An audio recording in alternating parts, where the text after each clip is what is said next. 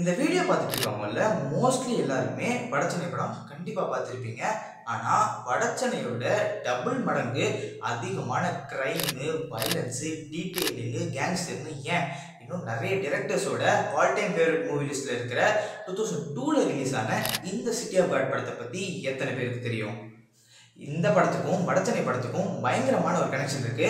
அதை பற்றி தான் நம்ம இந்த வீடியோவில் டீட்டெயிலாக பார்க்க போகிறோம். அண்ட் வித்தவுட் எனி டிலே வாங்க பார்க்கலாம். இந்த ரெண்டு படத்துலையுமே இருக்கிற 5 இன்ட்ரெஸ்டிங்கான சிமிலாரிட்டிஸ் தான் நம்ம இந்த வீடியோவில் டீட்டெயிலாக பார்க்க போகிறோம். அதில் ஃபர்ஸ்ட் ஒன் தான் டைம் அண்ட் வேர்ல்டு. ஒரு பெரிய சிட்டி இருக்குன்னா அதில் எப்போவுமே சின்ன சின்ன இடங்கள் அதிகமாக டெவலப் ஆகாமல் இருக்கும். அந்த இடத்துல வாழ்கிற மக்களோட கதையை பற்றி பேசுகிறது தான் இந்த ரெண்டு படமுமே. அதாவது சென்னை மாதிரி இருக்கிற ஒரு பெரிய சிட்டியில் கம்பேரிட்டிவ்லி ரொம்ப டெவலப் ஆகாமல் இருக்கிற நார்த் சென்னையை பற்றி இருக்கிற கதை தான் வடச்சென்னை. அதே மாதிரி ரியோ டி ஜெனீரோ அப்படிங்கிற ஒரு பிரேசிலியன் சிட்டியில் இருக்கிற சிட்டாடே டி டிசூஸ் அப்படின்ற இந்த ஒரு இடம், அந்த இடத்த தான் சிட்டி ஆஃப் காட் அப்படின்னு சொல்லுவாங்க. அந்த இடத்துல வாழ்கிற மக்களோட கதையை பற்றி பேசுறது தான் சிட்டி ஆஃப் காட் படம். இந்த ரெண்டு படமே ஒரு சர்டன் பீரியட்குள்ளே தான் நடக்கும். அதாவது வடச்சென்னை படம் 87லேருந்து 2003 நடக்கும். அண்ட் சிட்டி ஆஃப் காட் படம் லேட் 60s and 70s நடக்கும். நம்பர் 2, த ப்ரொட்டாகனிஸ்ட். இந்த ரெண்டு படத்துலையுமே வர அன்புக்கும் ராக்கெட்டுக்கும் இந்த கேங் வார்ல எந்த ஒரு சம்பந்தமே கிடையாது. ஆனால் உள்ள மாட்டிப்பாங்க. ஆனால் இவங்க ரெண்டு பேருக்குமே தனித்தனியா ஒரு கோல் இருக்கும். அதாவது அன்புக்கு ஒரு பெரிய கேரக்டர் பிளேயர் ஆகணும், வேலை பார்க்கணும், அம்மாவை நல்லா பார்த்துக்கணும், பத்மாவை கல்யாணம் பண்ணிக்கணும்னு நிறைய ஆசைகள் இருக்கு. அதே மாதிரி சிட்டி ஆஃப் காடோட ஹீரோ ராக்கெட்டுக்கும் ஒரு பெரிய ஃபோட்டோகிராஃபர் ஆகணும், எப்படியாவது இந்த இடத்த விட்டு வெளியே போயிடணும் அப்படின்னு அவனும் யோசிச்சுக்கிட்டு இருப்பான். ஆனால் இவங்க ரெண்டு பேருக்குள்ள என்ன வித்தியாசம்னா, ராக்கெட் கரெக்டாக ஃபோட்டோகிராஃபர் ஆகிடுவான். ஆனால் அன்பு அவன் ஊரில் இருக்கிற பிரச்சனைகளை தீர்க்கிறதுக்காக ஒரு கேங்ஸ்டர் ஆகிடுவான். இது மட்டும்தான் இந்த ரெண்டு படத்துலையுமே ஒரு பெரிய வித்தியாசமாக பார்க்கப்படுது. நம்பர் 3, த ஹீரோ. வடச்சென்னை படத்தில் நமக்கு ரொம்ப பிடிச்ச ஒரு கேரக்டர் தான் ராஜன்.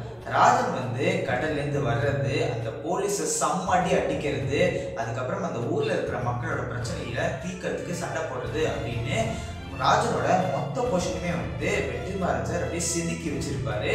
நிறைய கேங்ஸ்டர்ஸ் இருந்தாலும் நம்ம ராஜன் ஒரு ஹீரோவை தான் பார்த்தோம்.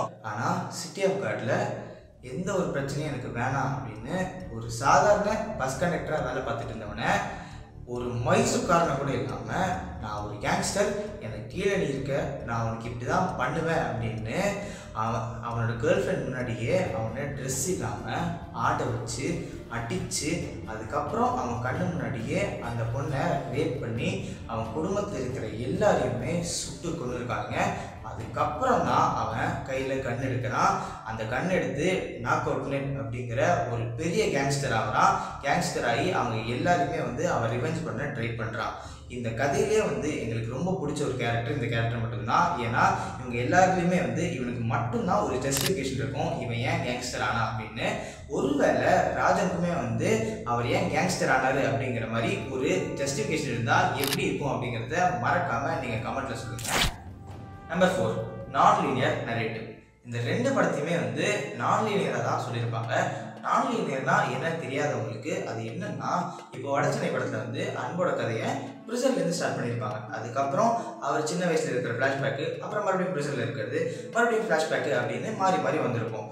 ஒருவேளை அன்போட கதையை ஃப்ளாஷ்பேக் இல்லாமல் ஸ்ட்ரெயிட்டாக அவர் போர்டாட்லேருந்து ஸ்டார்ட் பண்ணி சொல்லியிருந்தாங்கன்னா அது லீனியர் ஸ்டோரி. அதுவே இல்லாமல் இந்த மாதிரி ஃப்ளாஷ்பேக்கு ப்ரெசென்ட்டுன்னு மாற்றி மாற்றி சொல்கிறது நான் linear story. Number 5, social issue. இந்த ரெண்டு படத்துலையுமே கிரைம், கேங்ஸ்டர்னு மட்டும் இல்லாமல் அந்த ஊர் சம்மந்தப்பட்ட பிரச்சனைகளை ரொம்ப கரெக்டாக சொல்லியிருப்பாங்க. வடச்சென்னை படத்தில் ஒரு கவர்மெண்ட் ஸ்கீமால் எப்படி மீனவ மக்களோட வாழ்க்கை பாதிக்குது அப்படின்னும், சிட்டி ஆஃப் காட் படத்தில் வறுமையில் இருக்கிற ஒருத்தனுக்கு சூழ்நிலை காரணமாக அவன் எப்படி கண் எடுக்கிறான் அப்படின்ற மாதிரியும் எக்ஸாக்டாக ரொம்ப அழகாக சொல்லியிருப்பாங்க. இந்த ரெண்டு படத்துக்குமே அந்தந்த ஊரோட பேர் தான் கரெக்டாக வச்சுருப்பாங்க. வடச்சென்னை, அதே மாதிரி சிடே டி டிசூஸ், அதாவது அதோட இங்கிலீஷ் டிரான்ஸ்லேஷன் தான் சிட்டி ஆஃப் காட். இந்த பிரேசிலியன் சிட்டியில் இருக்கிற இந்த ஒரு இடத்த பற்றி தான் சிட்டி ஆஃப் காட் படமுமே இருக்கும். இந்த ரெண்டு படத்துலையுமே இருக்கிற 5 சிமிலாரிட்டிஸ் தான் நம்ம இந்த வீடியோவில் பார்த்துருக்கோம். இந்த ரெண்டு படமுமே எங்களுக்கு ரொம்ப பிடிக்கும். ஏன்னா இது ரெண்டுமே ஒரு பயங்கரமான கிளாசிக்ஸ் தான். வடச்சென்னை படத்தை எல்லாருமே பார்த்துருப்பீங்க அப்படின்னு நம்புகிறோம். ஆனால் சிட்டி ஆஃப் காட் படத்தை நிறைய பேர் பார்த்துருக்க மாட்டீங்க. அந்த படம் ZEE5 ஓடிடியில் வந்து இருக்குது. நீங்கள் கண்டிப்பாக ஒரு வாட்டி பார்த்து தெரிஞ்சுக்கோங்க. அந்த படத்தில் உங்களுக்கு ரொம்ப பிடிச்ச கேரக்டர் யார் அப்படிங்கிறது மறக்காமல் நீங்கள் கமெண்ட் செக்ஷனில் கமெண்ட் பண்ணுங்கள். இதே மாதிரி வேறு ஏதாவது கண்டென்ட்டை பற்றி நாங்கள் பேசணும்னு நீங்கள் நினச்சிங்கன்னா அதையும் மறக்காமல் கமெண்ட் செக்ஷனில் சொல்லுங்கள். நன்றி, வணக்கம்.